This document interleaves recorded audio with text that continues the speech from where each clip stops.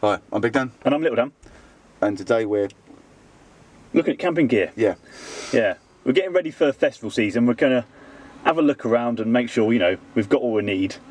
And give you guys some advice, because some people have asked for their first time going to a festival for some tips and stuff. So, yeah, we've come to our local camping shop. To provide a public service. Ooh. Yeah. Our opinion isn't always the best opinion. Our opinion is usually the worst opinion. Should we get inside then? Yep.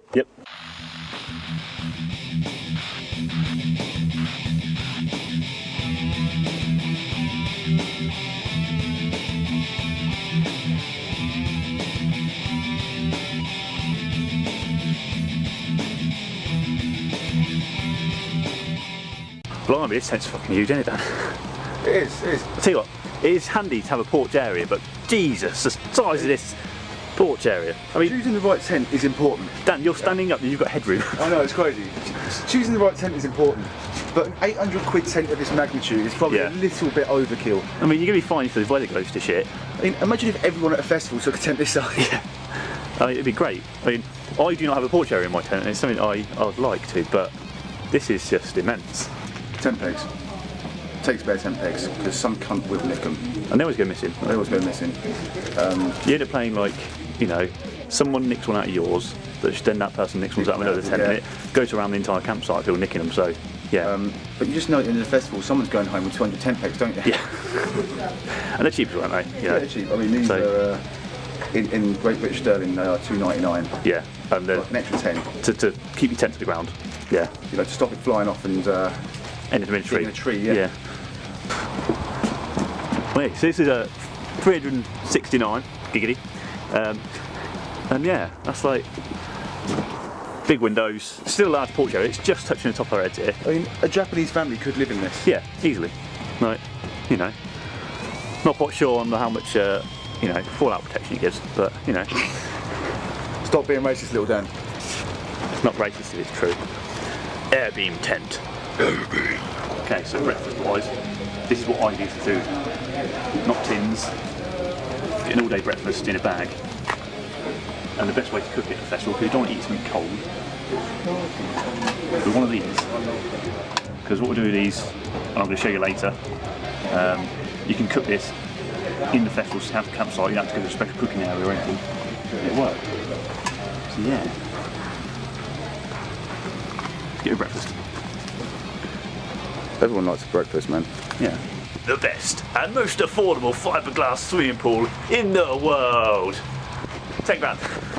Yeah, but should we get it back? It's a bit sideways, I'm thinking. That'd fit in the garden. Yeah, sideways. Still fit in the garden, right? Yeah. Fucking hell. Right, we're not here to look at swimming pools. More tents.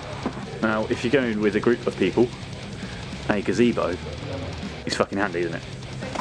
Tell you what, we've been in groups of people before and we've had a gazebo.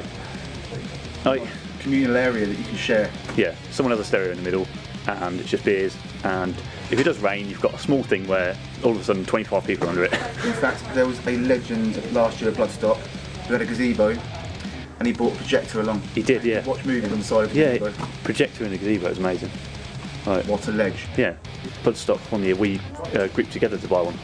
Like, everyone in a group of people, we all put £2 in, bought a gazebo, sort of like a communal one, yeah. Yeah, because it did actually rain a little bit that year. That takes way too much organisation for us, Dan.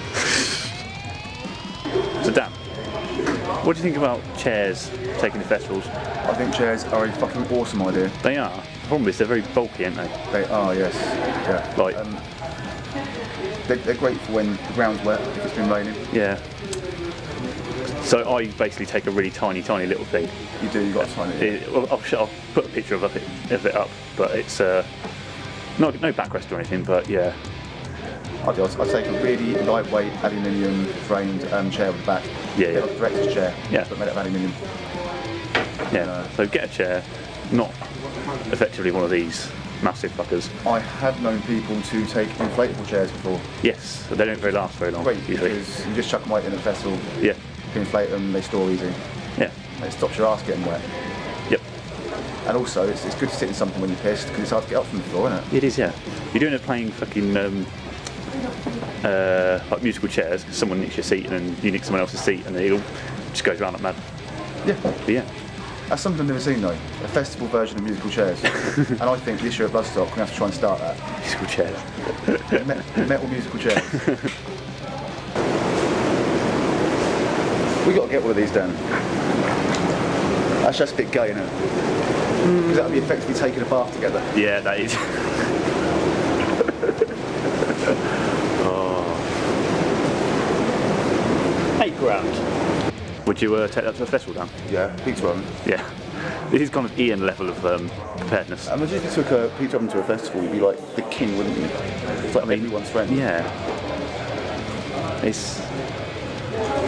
I mean, who goes to buy one of these and says, yeah, I want it in brown? Heavy metal entertainment advice. Probably don't take a pizza oven to a festival. Are we in tents, Dan? There's been a severe lack of tent puns. There have been, yeah. Yeah. Again, it's more the same. Do you know what we're doing now? What? We're looking at things we can't afford. Yeah. No. We're not standing, we stood. We stood because it's past tents. Yeah. Let's have a look. Let's have a look. Yeah. How the fuck are you supposed to sleep in that? Well, that's not long enough. Thing is, it's got the extra layer, so yeah, you need a double layers to keep yourself dry. Yeah, Downsy did a video on tents recently, so give that a watch. I'll put a link in the description. Ah, it's going to be much better than ours. Well, his son said we talk about tents much more than we are. We're talking about the tents we're currently stood in. So yeah. Which is, none of these tents are festival tents. They have no affordable tents here, like a cheap festival tent here, no. But we're going to show mine off in a minute anyway. Yep. Because it's shit and it's done as loads of festivals. So yeah, let's go cook myself some fucking breakfast. First ever tent I've really ever owned. It's a pop-up tent and it has many benefits of, you know, just being able to fucking put it up whilst you're drunk.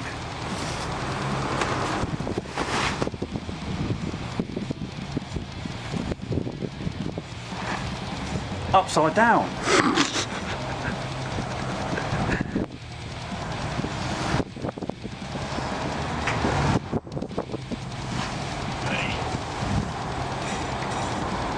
There we go, eh? It's I think it's done about 9 festivals so far, and it's survived. What do you get?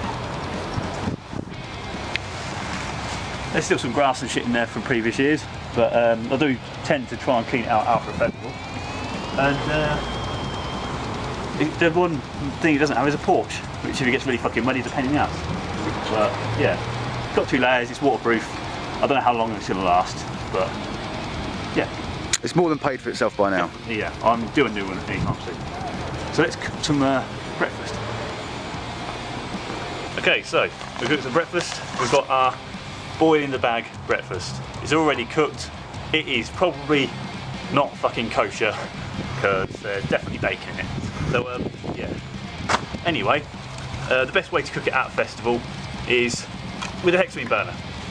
So you've got these little lightweight stand and these little dry blocks, and we cook it with a mess tin. You put the blocks down there, mess tin on, bag in the water, and you let it boil. So the great benefits about this is they are very cheap to buy. I think the burner with a block of, you know, fuel costs about £3 at an army surplus store. One of the great things is the actual box is lined with the stuff as well, so you can use the box as a kind of kindling. What I tend to do is break them up a bit so they burn better.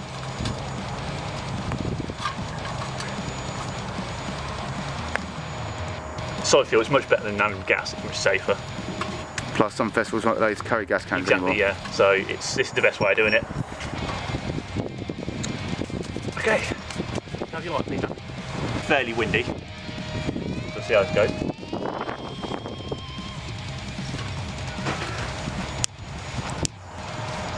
Can't actually see the plane.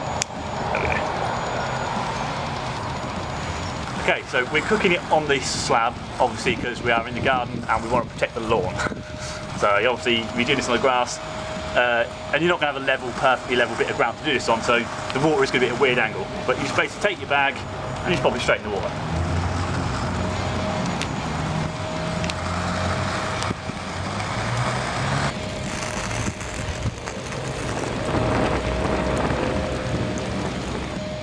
Steamy.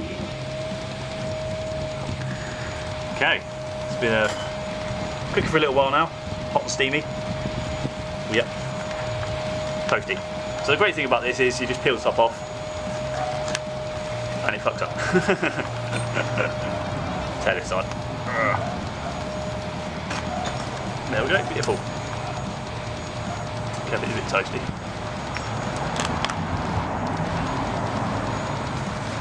Then we'll just chop it out the bag.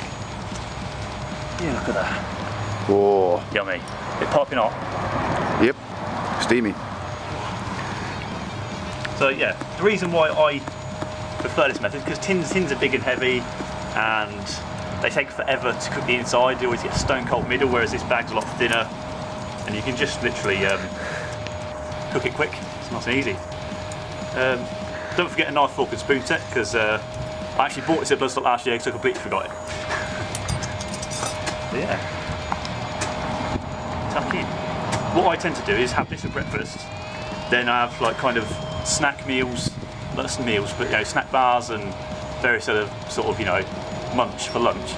And then dinner, I actually buy it in the arena, you know, a burger, a meal. Some places do curries and all kinds of stuff, especially. So yeah, tuck in. So there's a few bits of advice for new festival goers. Yeah, I'm sure plenty of you have got other helpful tips, because we've only just like skimmed the surface really. Do check out Downsy's video about tents, that will be in the description below. You know, leave a comment down below with any other tips you've got. Facebooky thing? Instagram thing. Oh yeah. Ooh. Go for a soft. Twitter thing. Twitter thing, Patreon thing. Patreon thing. And we got patches. Patches. Yeah. Doing stuff on this jacket. Patches. Yeah. So yeah, we'll probably do another one of these because we've only like, you know, half-arsed it and done, you know, a few things. We've covered the essentials, mainly food and like tents, you know. But yeah. Bye.